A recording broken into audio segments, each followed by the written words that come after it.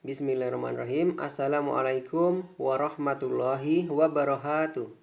Hai teman-teman, selamat datang di channel saya Yudi Generasi Penerus. Semoga teman-teman sehat selalu ya, dan nanti lancar mengikuti SKB-nya dan mendapatkan hasil terbaik dan bisa menjadi ASN tahun ini. Amin. Pada video kali ini saya akan share FR yang ketiga ya teman-teman ya. Kalau yang pertama kemarin adalah PHPI, pengendali hama penyakit ikan. Yang kedua itu FR, formasi pengawas perikanan. Yang ketiga ini adalah yang ketiga ya, analis tata kelola sumber daya ikan. Nah, kalau analis tata kelola sumber daya ikan ini adalah SKB Perikanan Formasi 2019 ya teman-teman. Ini saya ucapkan selamat pada Kartika ya, yang kemarin mendapatkan nilai SKB terbaik dan berkenan untuk share pengalamannya berupa FR-nya ya. Nah, dan saya udah izin ke yang bersangkutan untuk saya share di channel saya ini. Nah, nanti semoga bermanfaat untuk teman-teman semuanya. Oke, teman-teman, sebelum saya share nih FR-nya, analis tata kelola sumber daya ikan ya. Yuk, kita coba tebak dulu nih soalnya seperti apa ya. Nah, kita latihan nebak nih. Jadi dengan berlatih nebak ini, kita yang formasinya selain ini bisa nebak-nebak nih. Latihan menebak materinya seperti apa. Oke, bicara sumber daya ikan ya. Tata kelola sumber daya ikan. Nah, ikan itu kan hasil perikanan tangkap. Nah, kalau tangkap korelasinya dengan materi PSP. Nah, terus ada ikan hasil perikanan budidaya. Nah, otomatis korelasi dengan materi BDP, teman-teman. Nah, jadi jabatan analis kan ujungnya itu bisa merekomendasikan nih. Merekomendasi di tadi tentang sumber daya ya, sumber daya ikan. Nah, otomatis harus tahu nih data dan kondisi lapangan. Nah, seperti kerjanya penyuluh perikanan dong gitu.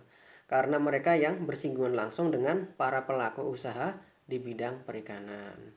Nah, jadi belajarnya fokus PSP yang tadi ya, perikanan tangkap, hasil ikan tangkap, BDP yaitu hasil perikanan yaitu budidaya ya.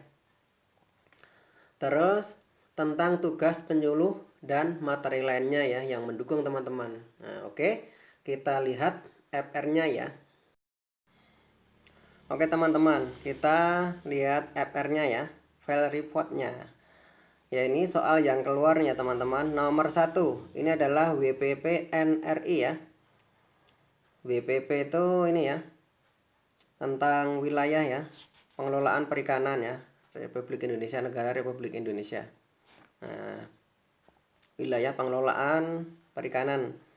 Nah, ini soalnya yang keluar seperti ini. Jadi pilihannya WPP NRI. Nah, antara lain 571, 712, 713, 714, 715. Lah untuk WPP ini ya teman-teman, ini ada 11 ya. Nanti silakan teman-teman pelajari dan diusahakan dihafalkan ya. Nah, ini berdasarkan Permen KP nomor 1 tahun 2009 teman-teman. Nah, nanti tolong dihafalkan ada 11 itu apa saja nih. Karena kemarin ini di formasi analis tata kelola sumber daya ikan keluar. Terus kemarin di analis ini ya, kenelayanan juga keluar ini, materi ini BPP ini. Oke. Untuk yang kedua teman-teman. Yang kedua keluar itu gambar dengan pertanyaan ini, jenis hewan apa gitu ya. Nah, ini pilihannya ada lobster, udang, terus kepiting, kepiting bakau, rajungan, terus tiram mutiara. Nah, terus gambarnya seperti rajungan. Nah, ini teman-teman harus belajar nih. Jadi jenis-jenis ikan dan vertebrata air ya, ini kan ada lobster, udang gitu ya, kepiting bakau. Lobster aja kan ada lobster air tawar, ada lobster air laut. Nah, jadi secara umum nih teman-teman harus belajar ini. Jadi kalau ada pertanyaan seperti ini, semoga teman-teman bisa menjawabnya. Oke. Yang ketiga, ini adalah gambar orang menebar jala.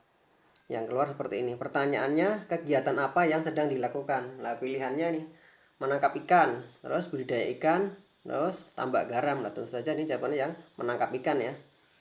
Oke, kita lanjut yang nomor 4. Nah, soal yang keluar berikut ini yang termasuk alat penangkapan ikan teman-teman. Nah, pilihannya nih ada keramba dasar, keramba, jaring apung, ada jaring ingsan, ada serokan. Nah, ini kalau keramba jangan terjebak ya teman-teman. Keramba ini jenis untuk budidaya ya, ada KJA. Itu untuk budidaya ikan ya. Jadi kalau yang termasuk alat penangkapan ikan ya, jaring insang ya. Terus yang kelima, soal yang keluar ini adalah seperti ini. Aturan yang perlu disosialisasikan. Penyuluh perikanan nih. Keluar tadi kan. Malah soal tentang penyuluh karena jadi hubungannya dengan data ya. Tidak bisa dipisahkan dengan kerjanya seperti penyuluh perikanan. Jadi ada pertanyaan tentang penyuluh perikanan. Aturan yang perlu disosialisasikan penyuluh perikanan kepada nelayan. Nah, pilihannya apa? Larangan cantrang, feeding habit, fishing ground. Nah, tentu saja yang perlu disosialisasikan yaitu tentang adanya larangan cantrang nih teman-teman ya. Oke, yang soal nomor 6 nih yang keluar tentang sosialisasi penyuluh perikanan pada pembudidaya sebaiknya tentang contoh soal seperti ini. Pilihannya ada reproduksi ikan, terus pilihan lainnya yang tidak terkait budidaya. Nah, ini jawabannya yang tentang reproduksi ikan. Nah, oke. Selanjutnya yang nomor 7 teman-teman. Hal yang perlu disosialisasikan penyuluh perikanan. Ini soal penyuluh perikanan lagi nih. Penyuluh perikanan pada petambak garam nih. Nah, pilihannya ada jumlah garam, volume garam, banyak garam, kualitas garam, tempat garam. Nah, kalau suruh milih paling tepat tentunya ya tentang sosialisasi tentang kualitas garam yang baik ya. Selain bisa juga tentang kuantitas ya, kuantitas dan kualitas garamnya. Seperti itu. Oke, terus yang soal nomor 8 nih teman-teman. Keluar undang-undang nih, Undang-Undang nomor 7 tahun 2016 tentang apa nih? Nah, pilihannya apa saja, tetapi salah satunya yaitu tentang nelayan, pembudidaya, dan petambak garam itu. Nah, nanti silakan teman-teman buka nih Undang-Undang nomor 7 tahun 2016 ya teman-teman ya. Ini tentang perlindungan dan pemberdayaan nelayan, pembudidaya ikan, dan petambak garam. Nah, ini disahkan oleh Presiden Jokowi ya, tanggal 14 April 2016 teman-teman.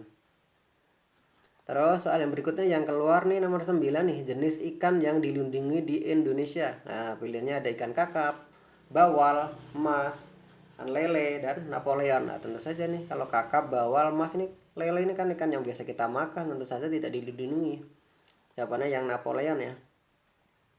Terus yang nomor 10 keluar juga soal seperti ini yaitu syarat pengurusan IUMK apa saja seperti itu. Nah, ini kan hubungannya dengan bersinggungan langsung dengan pelaku usaha di bidang perikanan ya, tentang syarat-syarat seperti ini. Jadi pertanyaannya sederhana ya, tapi kalau kita nggak belajar nggak akan bisa jawab nih.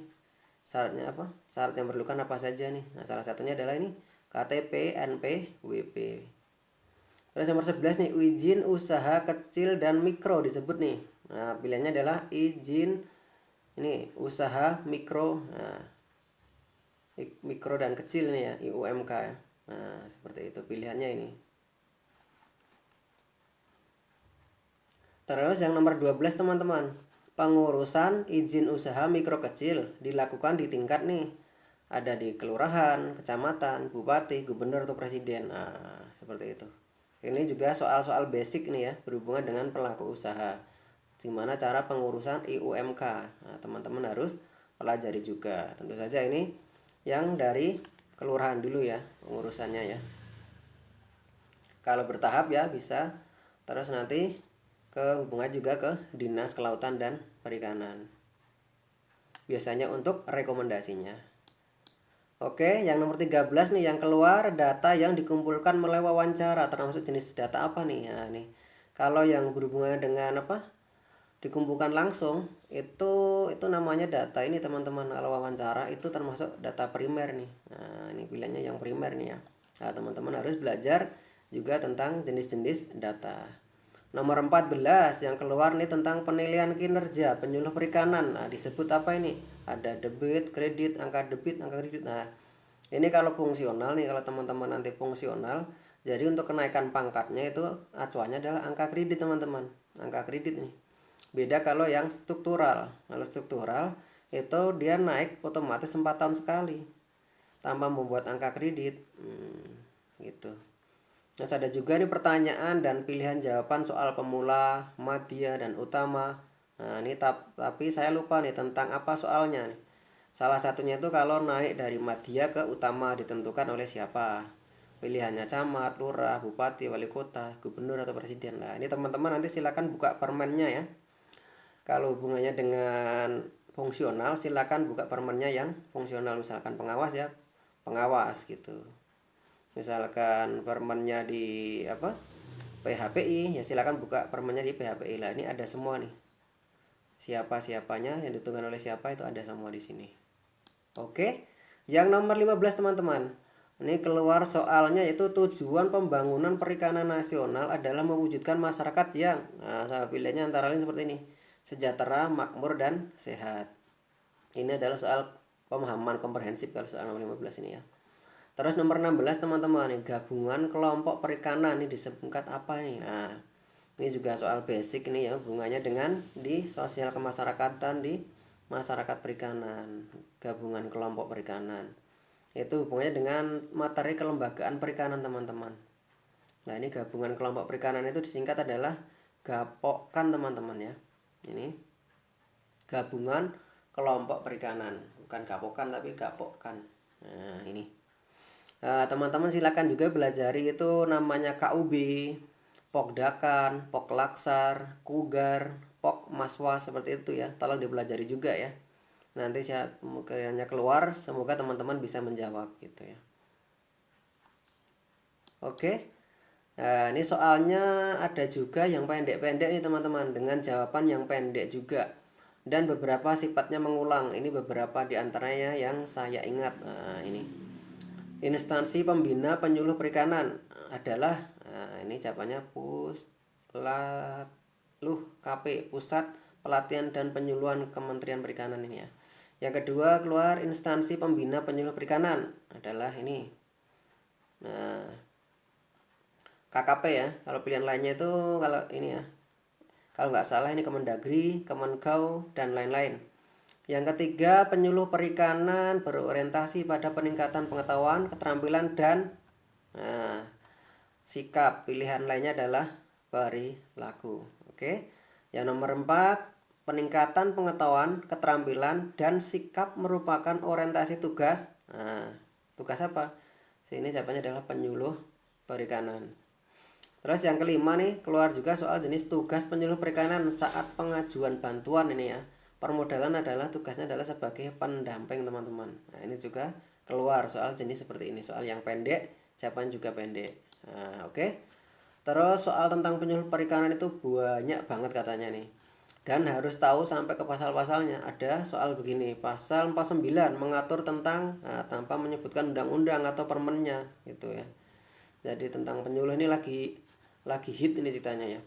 Soal-soal penyuluh ini hampir kemarin beberapa yang jabatan analis itu keluar ya, analis perbenihan, terus analis ini tata kelola sumber daya ikan juga keluar ya. Jadi lagi hit ini tentang penyuluh nih. Yang nomor 6 keluar soal Undang-Undang nomor 31 2004 nih tentang perikanan nih diubah menjadi Undang-Undang nomor berapa gitu ya. Nah, ini jawabannya yang Undang-Undang nomor 45 tahun 2009. Kalau pilihannya lainnya ini ya, nomor 40 2009, 45 2008, terus 50 2009. Terus nomor 7 nih teman-teman. Keluar Undang-Undang nomor 7 2016 nih. Nah, tadi ya. Sudah seperti yang jawaban di depan tadi. Emang beberapa soal itu mengulang.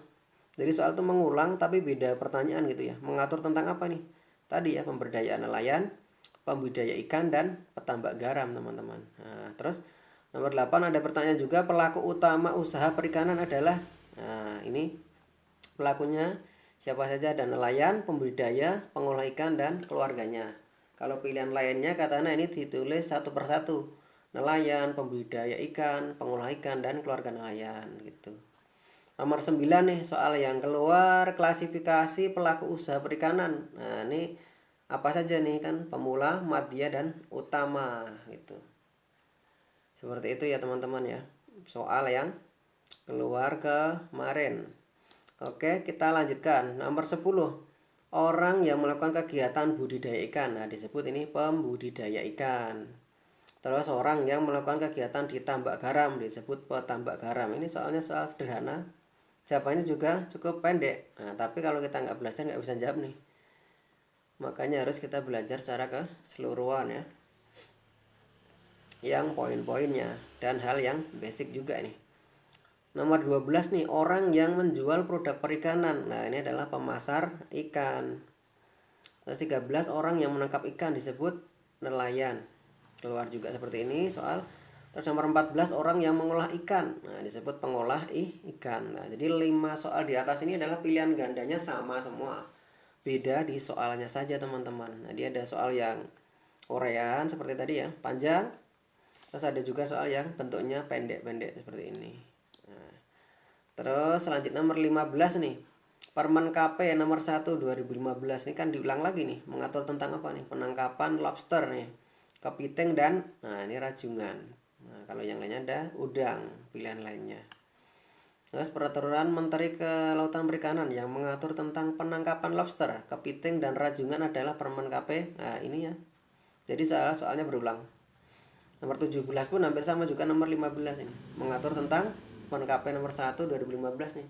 Penangkapan lobster, kepiting dan rajungan. Ini teman-teman tolong ini juga ya yang pelajari juga Permen KP yang terbaru nih ya. Permen KP yang terbaru misalkan tentang sekarang diizinkan lobster ya. Penangkapan lobster oleh menteri yang baru ya. Nah, itu nomor berapa? Ini teman-teman harus update juga. Oke. Nomor 18 teman-teman. Ini keluar UMKM. Merupakan singkatan dari apa? Lah ini adalah basic nih. Usaha mikro kecil dan menengah. Nah, nomor 19 bantuan modal dari lembaga non-bank. Yaitu jawabannya Pegadaian ya karena non-bank. Kalau lainnya kan bank BRI, Bank Mandiri, Bank BNI, BCA gitu ya. Nah, nomor 20 contoh produk bantuan modal dari perbankan nih. Nah, contohnya adalah KUR. Kalau pilihan lainnya ada KUP, KUS, KUD, KUB gitu. Nomor 21 teman-teman, PKBL BUMN bertujuan untuk lah ini PKBL nih. Ini basic juga nih. Program kemitraan bina lingkungan teman-teman. Program kemitraan bina lingkungan ini oleh BUMN biasanya ya. Nah, ini bertujuan untuk apa nih? Nah, pilihannya kan dan untuk pelatihan permodalan. Nah, jadi ini tujuannya untuk kemandirian ya. Pelaku usaha biar mandiri ya, dilakukan pelatihan, diberikan modal seperti itu ya. PKBL BUMN. Program kemitraan bina lingkungan. Terus nomor 22 yang keluar soal sertifikat atas pembenihan ikan yang baik nih adalah CPIB ya, sertifikat pembenihan ikan yang baik. Kalau ini ada CBIB adalah cara budidaya ikan yang baik. Kalau CK berarti ini hubungannya dengan karantina ya, ikan yang baik seperti itu. 23 proses karantina dan pengolahan ikan yang baik. Nah, diulang lagi nih. Nih soal ini keluar di sini CKIB. Terus teman-teman nih ada beberapa soal yang pilihan jawabannya itu hanya angka, misal terdiri dari beberapa tahap, berapa kelompok dan lain-lain seperti itu. Nah, oke teman-teman, itu tadi ya FR-nya untuk analis sumber daya, tata kelola sumber daya ikan ya. Semoga bermanfaat dan menjadi ilmu manfaat. Allahumma amin. Semoga sukses SKB-nya ya teman-teman. Tetap semangat nih. Wassalamualaikum warahmatullahi wabarakatuh. Terima kasih.